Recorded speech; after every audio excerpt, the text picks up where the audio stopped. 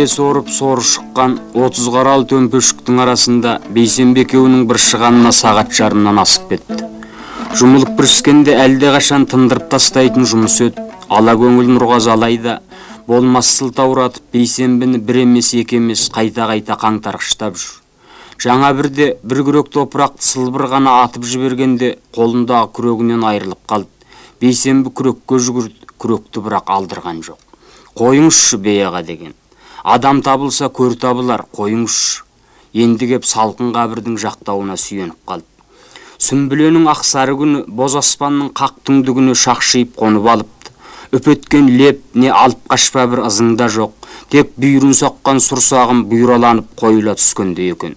Құдайдың құттығын аймаласып, Құдайдың құттығын алдайтын үйреншікті майданы, даланың бетіндегі өліні де, тіріні де қаласа жатқызып, қаласа өргізетін сағымның тәлкегіме, Қаратау жақ беттегі көк жүйектен абажадай көлеңке бейнелер сорайып көрініп, тізерлей бере құрдымшып жатыр.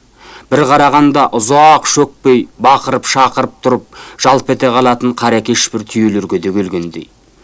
Қобының қақ төбесінде қабірден басы ғана қылтиған Нұрғазы сағыммен салғыласа талған көзін етекке еңіске бұрғанда арнаның арғы бетіндегі биіктігі 4 түйедей күмбезді ескі мешітті көрді. Ол да өз көлеңкесін өзі жеп, төбесіне қол жетердей боп шөгіп қалған екен. Қыш қызыл қабырға кергіген мынау шаңқайда сұп-сұр өң тауыпты. Нұрғазы Бейсенбі тазға теке сақалы көк шулан имиген бей ағасына қарады. Күректен түсер түспесте бурыл тарта бастаған үйінді топырақтың үстіне қоныпты. Аятқа жұмылған молда сияқты. Басында бейне додаға түсердей-ақ шарт түйіп алған, топырақ жұтып терге малшынған шаршы ақ сұрып, шешіп сығып ап, қайта таңуға айтақыр басын Нұрғазыдан қызғанама қайдам, бүгежектеп самай терін сыла береді. Шаршадыңыз-ау деді Нұрғазы кенет жұлып алғандай.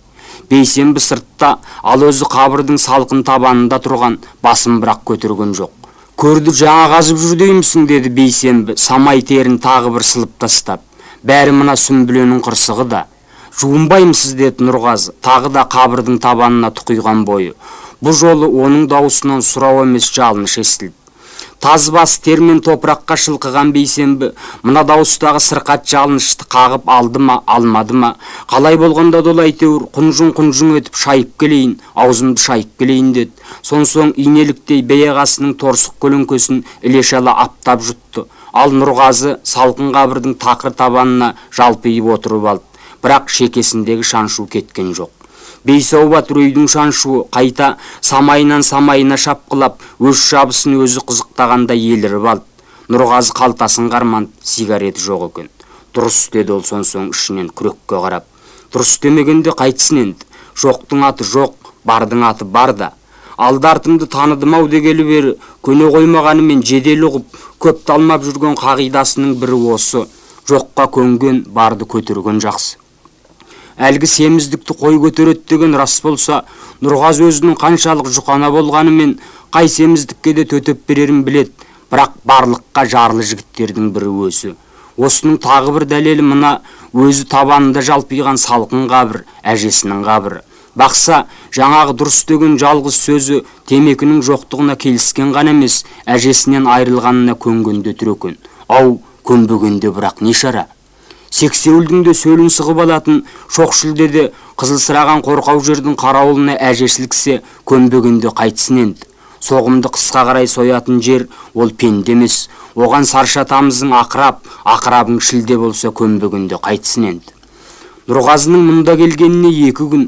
Осы 2 күннің ішінде азан-қазан қатын-қалашқа байқамай қосылып, оқтын мыжы шығып жүргені болмаса, әжесінің орнын қармалап, қылық қимылдарын жоқтап іздемепті де, іздеуге қолы да тимеген екен. 2 күннен бері көлеңке жаққа жармасып, бәкене балшық үйді шырайын алып жүрген ақ кигіздің әжесі емес, әжесінің тән екенін, әжесін былтырғы майдан бері көрмеген, енді көре алмасын. Бүгін ертең түгіл араға ай сал, жыл сал мейлің, ауылға, бабатаның осы өңіріне келесі соққанында да көре алмасын. Қазір көк шалбарының қалтасын тағы да бір қарманғанда түсінді. Түсінген сәт шаншу да сап болды, кеуіп қалған тамағына да түкіріп жүгірді. Нұрғазы бірақ қабырдың нарпос қызғылт қабырғасына, күректің жендетшіл алақанына, ақшағырмақ аспанға қанша жалтақтағанымен әжесінің бет пішін елестет алған жоқ. Есімде дауысы, қардай ақ қарқарасы, сонсоң перне мен ішекке жаралғандай ұзын, жіңішке майысқақ саусақтары ғана қалыпты. Кепкен құрықтай қағылез ақ кемпір қазыла бастаған қабыр бітпей жатып ақ, көрінеу көзге сағымға бөктеріліп, тас құдықтың бурыл жалдарына жол тартқандай екен. Мұнысы не істеді Нұрғазы ішінен, өзіне деген кекіре бір кектің көмейін керней бастағанын сезіп. Осы сәт өзі де осы былтыр баз кешіп кеткен қайран сүкеңнің қосбасарының құйқадан да қан сорар сүлік бір иірім қайырымы шеңбер ата берді де қабырдың іші бейне бір күнде өртіп қойғандай ысып кетті. Сонсоң күйізігінің мына құйынғылығын неге жорырын білмей отырғанда Нұрғазының етсіне әжесінің былтыр заузада балшық үйден етегіне сүрініп жүгіре шыққаны, қолындағы тегешін тастап жіберіп қалшиып тұрып қалғаны түсті. Жарығым-ау деген сонда, жарығым-ау деген. Сонсоң мұның жол бойы тараштап келген шашын шашып жіберіп құйқасынан иіскеп еді. Ақ құйрығың бар ма деген сонсоң. Ақ құйрығы темекі сұрағаны. Сонсоң табалдырық жаққа жетім қапшығым мен сары тазының ортасына жантайып, сигаретті майысып кеп шегіп еді. Бабасының өйдейт, қырарай мына жаман кемпір деп ап, кеңкілдеп ұзақ күлгенінде құлағында қап қойып. Өй көтерем, бопырасын еңді алған сенің, айтақ дос қожаның дарақы қызы, одан да аналағыңды алғызсай. Енді міне сол әжесін көмуге өзі да асыққандай, алаш төбенің ұлпағарын ақтарып жатыр. Осы қарасұр шоқыны кер даланың сүйегіне сүтпен сүнген күйеуеніне балап, аялап жүруші еді. Сөйтсе бұл шоқыда ажалмен тыныстап, үлкендігішлі тірлік иесіне ажалмен тағылым беру үстінде бабаны да баланы да ысқырына кескілеп теңеп тастайды екен. Нұрғазы тұрып кетіп төбеге қарады. Күн ауа бастапты.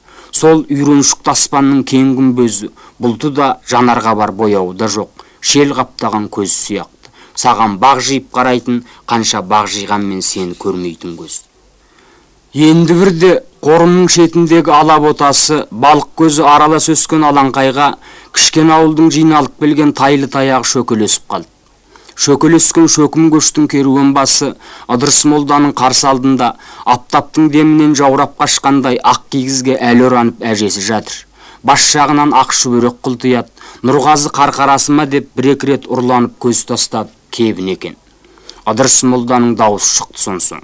Қою қоңыр дауыс алғашында біресе тұншыға сыбырлап, біресе жарықшақтанып, аяңын табалмай секеңдей беріп еді. Біраздан соң құлхуахаттың үшінші қайталанар тұсында әуезді дауысың бауыры кенет жазылып, бейне шұба таққандай көсілі тайпалып кетті.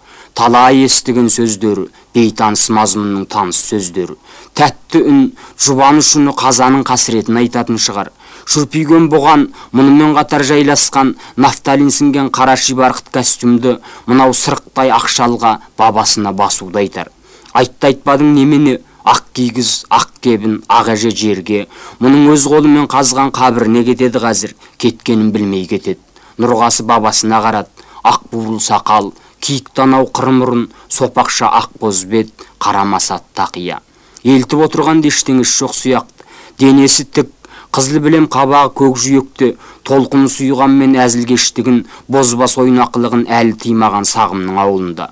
Қарайма деп еді. Қараған сәт бабасының жанарын осылай шырылдатып ұстап алам ба деп еді. Әбекен қырсығып қараған жоқ. Қаракөлдің жүніндей бұйра балық көз ол да ысып кетіп, тізесін күйдіріп барады. Нұрғазы иегін көтерді. Ыдырыс молданың тықыр желкесінен тердің жұлдызша тамшыларын көрді. Моншақ тамшылар үзіліп кетерге болмашы бір қимыл ғана күткендей екен. Қара көк желкенің сіңір бұлшықтары бір жиырылып ақ бар жұлдызшаның түбіне жетердей. Әуез дауыс сыбырға көшті. Мына бетімен әніміне дегенше тыныпта бітер түрі бар. Сонсоң қанағаттың қадесін жасап бет сипайсың. Сонсоң тер тамшылар адекеңнің сауыс-сауыс кенеп жағасына тылсымға кетеді. Сонсоң әжемнен де айырылдым дей бер. Нұрғазы бабасына тағы қарады, бабасы тағы қараған жоқ. Қолында бір уыс балық көз, қарап отырғанда сол балық көз. Тек тотыққан беті құла тартыпты. Қан жүгірген, әлде қан қашқан Нұрғазы ажырата алмады, ажыратып жатқан жоқ. Енді бір кезде аятын бір адалап, аптапқа тағы пісіп жаныққаны декең қолын жайып қаңтарылып қалды. Ал мұның құлағының түбінен мана қырғақтың жендетшіл күмбір тағы естілді. Қолын бұл да жайт, бетін бұл да сыйпады. Күйізігі бірақ қашқақтаған жоқ. Шарырғақ бейне зырылдауықтай дөңгелей берді, дөңгелей берді, дөңгелей берді. Сонсоң Нұрғазының естігені: топырақты алдымен Нұрғазы салсын, алдымен баласы салсын. Бей ағасының көкөкшіл дауысындай. Сонсоңғы Нұрғазының көргені Ыдекеңнің мұны орнынан тұрғызып қабырға апарғаны. Нұрғазы төмен қарат, ақ кесектер тістесіп қапты. Сұр қабырға, тістескен ақ кесектер, мелшиген Ыдекең, қолында бір уыс балық көз, қабырдың жиегінде жүрелеген бабасы, сөмейген бейсенбі, ал әжесі жоқ. Нұрғазы ақ кигіздің орнына қарат, жапырылған алабота, бірақ жаншылмапты. Нұрғазы ып-ыстық топырақты қос ұстап көсіп алды да қабірге тастады. Тастап ап бабасына қарады, бабасы қараған жоқ.